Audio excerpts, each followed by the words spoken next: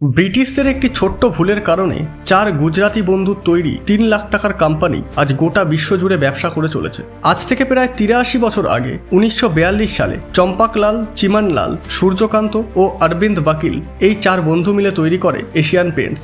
British শাসিত ভারতে তখন রঙের বাজার ছিল বিদেশিদের দখলে, কিন্তু দ্বিতীয় বিশ্বযুদ্ধের সময় ইংল্যান্ড ইম্পোর্ট ব্যান করে দেওয়ায় মার্কেট দখলের সুযোগ আসে এই 4 বন্ধুর কাছে। এই সময় রঙের মার্কেটে যে বিদেশি রং বিক্রি হতো তা ভারতবর্ষের অত্যাধিক গরম ও ধুলো সহ্য করতে পারত না, তাই অল্প দিনেই নষ্ট হয়ে যেত।